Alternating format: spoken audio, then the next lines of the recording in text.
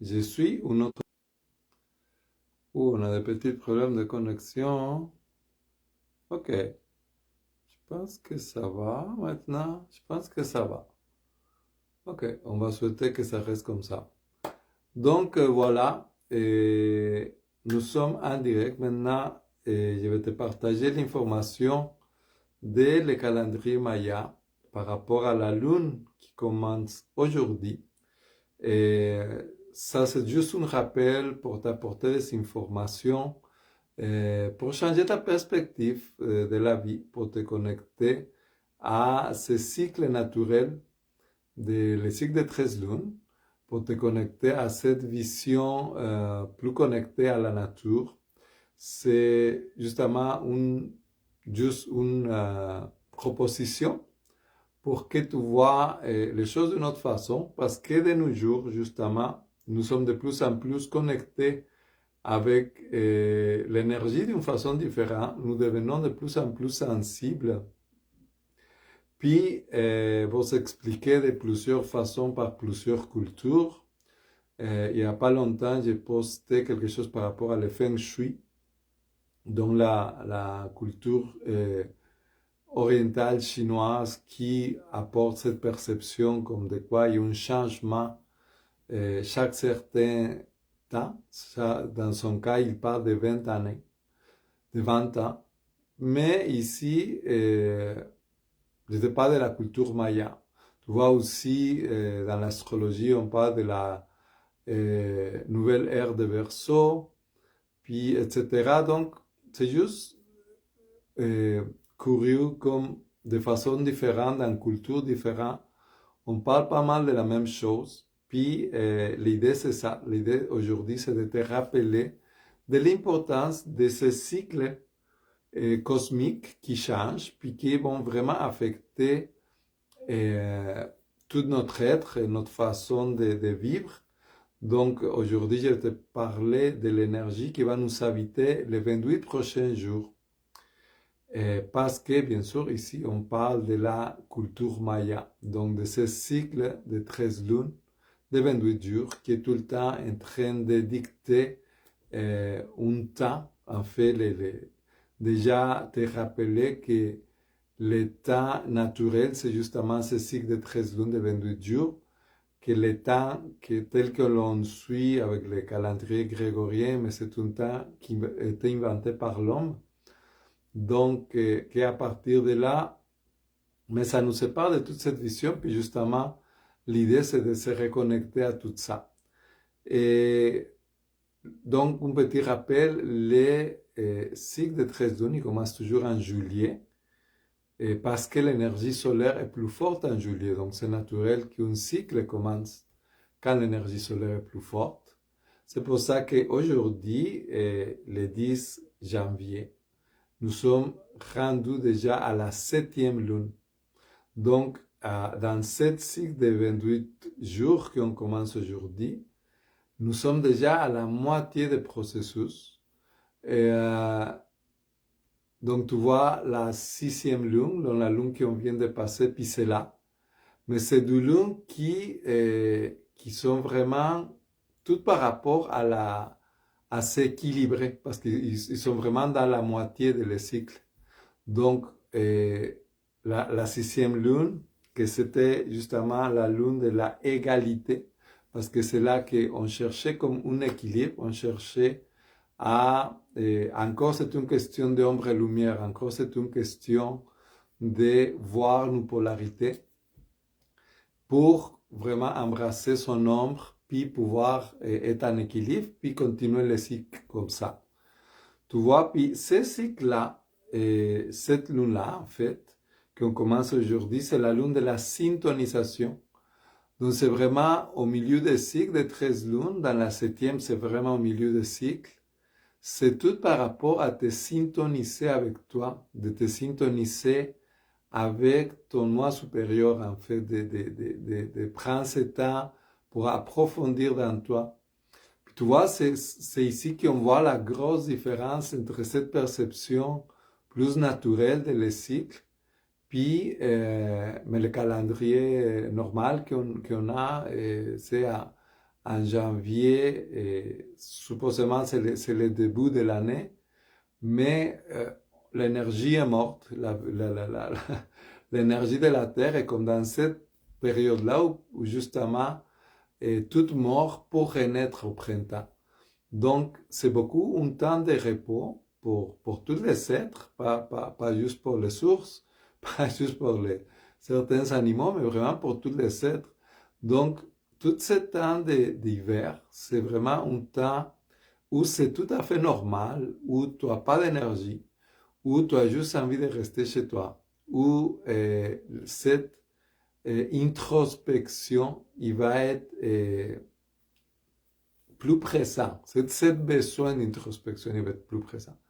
Puis c'est justement parce qu'on est au milieu de les cycles. Donc, dans ce milieu des cycles, qu'est-ce que ça nous invite à faire? C'est justement de nous syntoniser. De nous syntoniser avec quoi? Mais avec nous.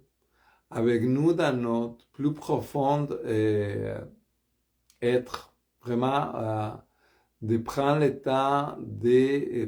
temps pour nous, de s'écouter, d'écouter nos besoins, d'écouter les choses les parties d'ombre qui sont encore présentes.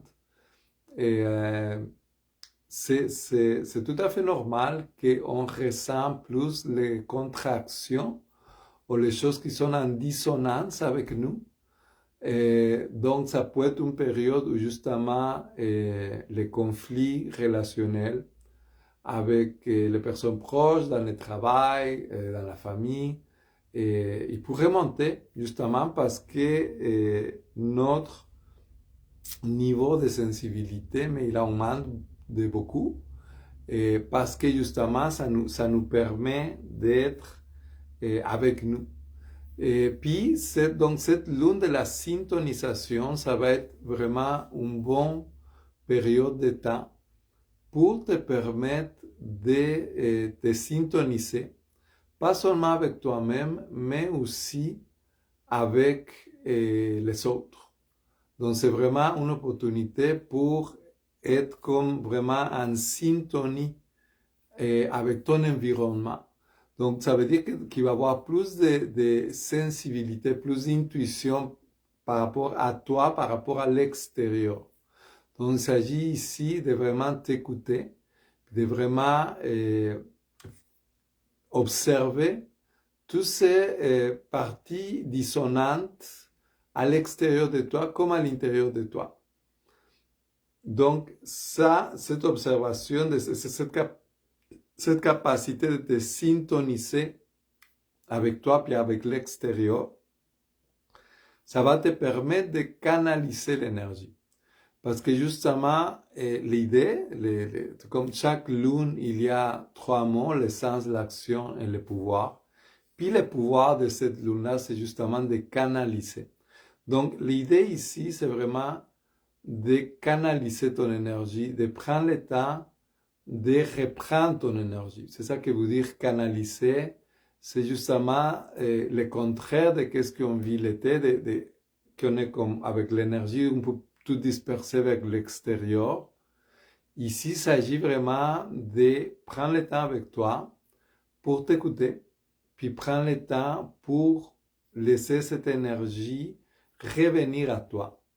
Donc, canaliser l'énergie, ça veut dire justement que cette période d'introspection, cette période d'observation de toi, de tes besoins, de les choses qui sont encore pour toi quelque chose de difficile qu'il y a à travailler.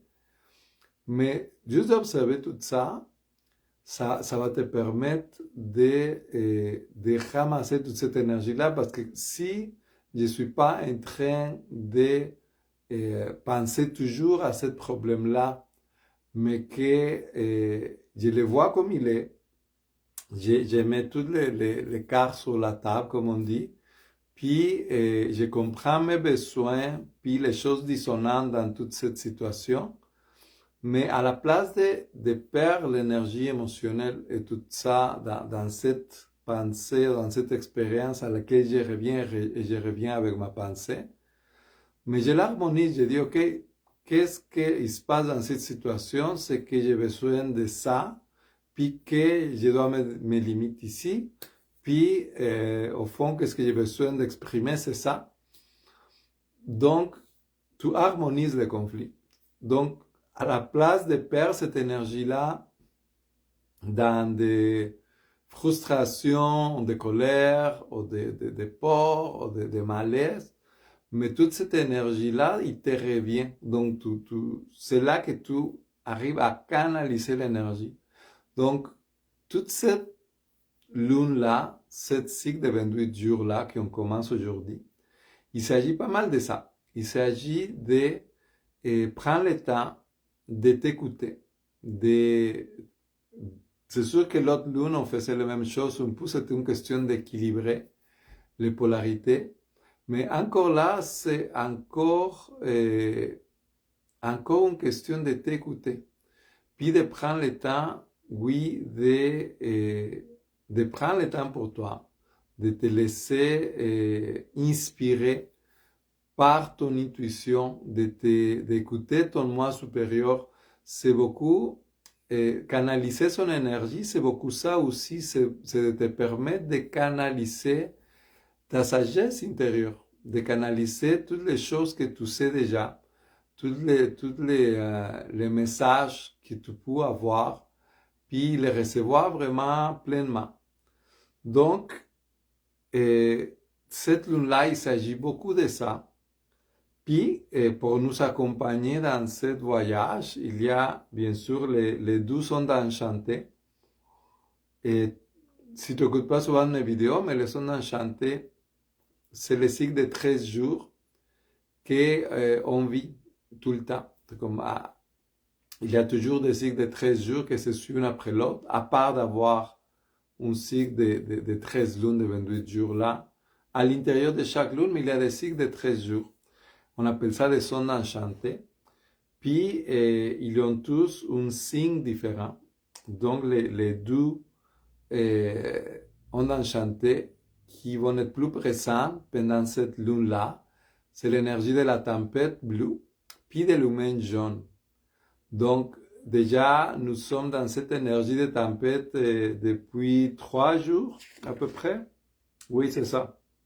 Aujourd'hui, nous sommes déjà dans le 4e jour de cette cycle de 13. Donc, qu'est-ce que ça veut dire? Ça veut dire que dans cette première semaine-là, première semaine et demie de le cycle lunaire, mais il va y avoir une énergie de tempête, donc il va y avoir des changements. Il va y avoir la tempête, il nous amène une énergie de transformation. Donc, ça va être un temps dans lequel, justement, ça se peut qu'il arrive des changements importants à ce moment dans ta vie. Puis l'idée, c'est justement encore une question de recentrage, de canaliser son énergie, d'être comme l'œil de la tempête. C'est l'œil de la tempête est au milieu, puis c'est l'énergie pure qui fait tourner tout autour de la tempête. Donc, l'œil de la tempête, il ne se laisse pas traîner par la tempête, mais plutôt il se sert de ce mouvement-là pour s'auto-générer. Donc, l'idée de tout ça, c'est que peu importe le type de changement ou de transformation qu'il peut avoir dans ta vie les prochains jours, de te servir de ça pour te rendre plus fort, pour te auto-générer. Donc, tout ça pour dire que, oui, l'énergie qui va être présente dans cette première semaine et demie, dans ce premier mouvement de la Lune, mais ça va être une énergie de tempête, une énergie de transformation. Puis ici, encore là, si tu restes dans ton centre, si tu restes bien connecté à toi, mais ça va bien aller, puis tu vas juste te renforcer de cette énergie-là. Puis après, on a l'humain jaune. Puis tu vois, l'humain jaune, c'est beaucoup, mais son essence, c'est la sagesse. Puis son pouvoir, c'est le libre arbitre. Donc, dans cette 12 autres semaines et demie de humain jaune, l'idée, c'est justement d'écouter ta sagesse. Donc, de rester centré dans ton énergie. Puis, à partir de là, mais écouter ta sagesse, puis là, oui, faire des choix éclairés, donc de vraiment profiter de ton pouvoir de libre arbitre pour vraiment choisir consciemment, choisir différemment. Et c'est justement un bon moment pour changer des habitudes, pour observer les choses en toi qui ne te correspondent plus, puis que tu peux bien laisser de côté. Donc, à travers ton libre arbitre, vraiment de te permettre de choisir différent. Donc, puis dans la mesure que tu choisis différent, mais tu prends ta responsabilité, tu prends cette responsabilité qui nous donne le libre arbitre. Parce que oui, on peut comme choisir à partir de notre libre arbitre, mais savoir qu'avec ça, il y a une responsabilité. Il y a cette question de j'ai choisi ça consciemment, puis je suis complètement responsable de mes actions, des conséquences de mes actions, de mes paroles, de mes pensées. Donc, c'est vraiment une opportunité encore là pour rester en syntonie avec toi, puis avec les autres, à travers ton libre arbitre, à travers ce pouvoir que tu as de choisir. Et puis encore là, c'est une question de rester dans son centre, c'est une question de canaliser cette énergie, de pouvoir savoir l'utiliser consciemment. Et donc, c'est ça qui va nous aider. Puis à la fin, il y a l'énergie de le serpent rouge. Ça, c'est les 3 derniers jours. Donc, je n'ai pas écrit beaucoup dans la description de les vidéos. Déjà, tu vas voir, il y a une description. J'ai écrit plein de choses, de belles paroles pour que tu te rappelles de l'énergie qui va nous habiter les 28 jours. Mais c'est ça, à la fin de l'cycle, il va voir la serpent rouge, un signe qui nous ramène beaucoup plus à notre physique, à notre énergie Kundalini.